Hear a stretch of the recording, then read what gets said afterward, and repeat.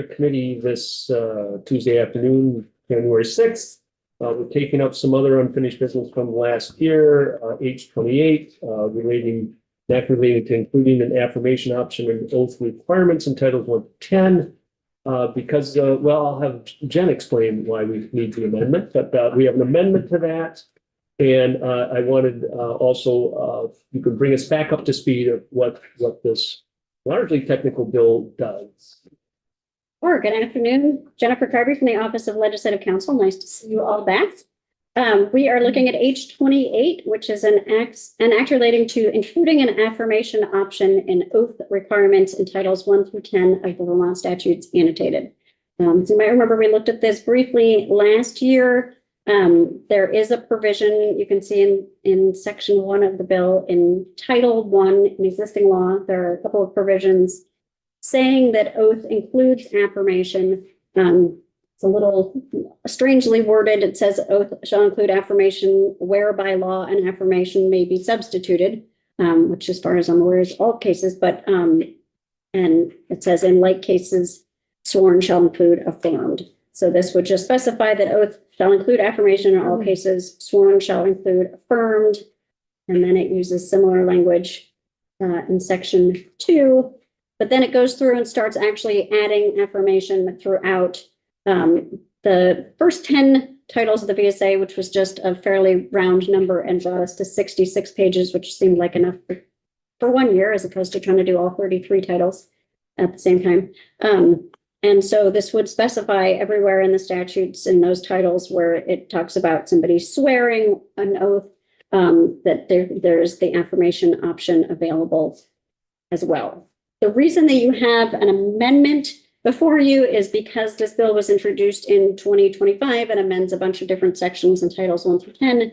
A few of those sections, actually only 4 of them, were amended in other ways by legislation last year. And so I've just updated those statutes to reflect as underlying law the changes that were made last year, and then made the same affirmation language change that we were making in the underlying bill. But we want to make sure we're not resetting.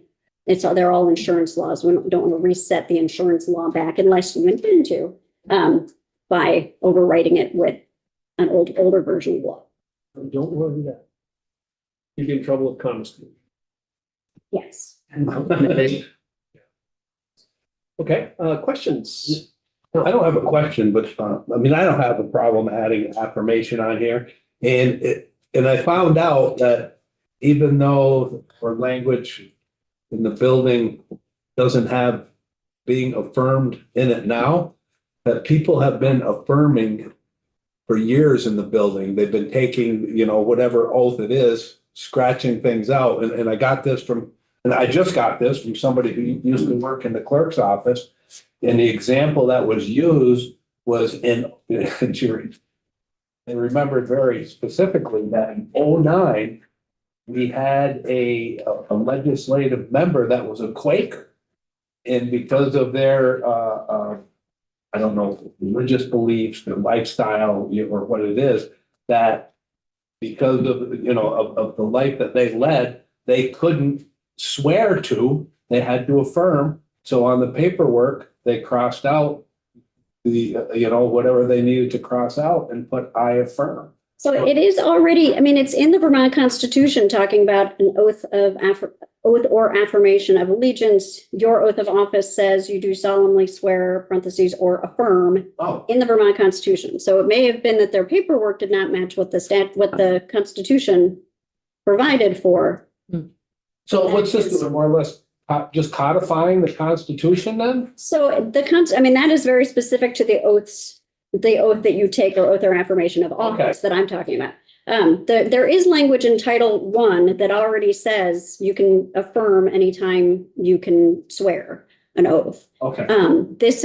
There had been interest from the member who introduced the bill in specifying throughout the statutes, wherever it says oath, that affirmation is permissible, and wherever it says swear, that affirm is permissible. So substantively, it's not really changing the law. I think it's clarifying a little bit in the Title I provision, but the Title I provision already means that anywhere in the statutes that the word oath or swear is used, affirmation is permissible. But you would have to know about that title. You would have to know about, If you're right. in a separate section where it just says swear or Right. sworn. Right. And this puts it wherever we see that language. And there had been some questions when I was in here last year about what's allowed under federal law. It's actually, so I looked into that some, it is actually 1 USC section 1 talks about oaths and affirmations. The first bill that the US House of Representatives ever introduced and that George Washington signed as president was actually about taking the oath or affirmation of office. So the idea of taking an affirmation You did do some research. as an alternative to an oath has been around in this country for a very long time and is largely tied to our First Amendment freedom of religion, that nobody can be required to swear, so help me God, if they do not believe in a higher power like that. Questions? Okay. Yeah, so why wasn't this done a long time ago and now we're, I mean, this seems so mundane to take up now, but I guess we have to, but we've got a lot more serious business to take care of, if you ask me, but. So I don't know why it wasn't done before. There are certain places in the statutes that already use the phrase oath or affirmation or swear or affirm, and others that don't. So it's sort of inconsistent because of that blanket Title I provision. I think the ability to affirm already exists, but there had been interest, as the chair said, not everyone knows to go look at Title I to see how to read a provision in Title 13. And so there was interest in the original sponsor, from the original sponsor of the bill, in having that language be used consistently throughout. Sorry. If I'm not mistaken, I think I already deal with this when I'm acting as justice of the peace, correct? I'm not as familiar with the scope of, I know notaries deal with this with affirmations. Or to take too. So I'm not sure what's involved in the role of justice of the peace, but yes, probably. It's better late than never. And So swearing stays in, right? Swearing stays in. Yeah, the language as far as swearing. Right. We're not replacing it. Right. It's just adding explicitly. All the other language is the same. I mean, people who wanted to swear that, to a higher power or, whatever their God is gonna stay in there. And all we're doing is, like, in a sense, being, more inclusive in a sense, but we're already inclusive. It's just that we didn't know it. More overtly. Right. So it's not taking away the oath or swearing language. It is adding specifically the affirmation option everywhere that oath or swearing appears. And this is, this is titles 1 through 10. So presumably if somebody makes a similar request, I would be back next year with titles 11 through 20 or something like that. well, it gets you back into the committee then. Exactly. It's too much. So I mean, we had some testimony last year. I don't know that we need. I'm not sure who else we would call on this, fairly straightforward, but what do you think, Tom? I can't think of anybody else. So, Karen. Yeah, I was just looking back at my other version of it. And it was saying that the Secretary of State said it might be helpful to push back a bit on the timeline so forms and websites can be updated. But I just don't know if we've checked in with them, if there's any timing for that. I think that's the only thing I have. I do think, again, with the Title I provision, perhaps they should have been allowing the affirmation option on the forms all along.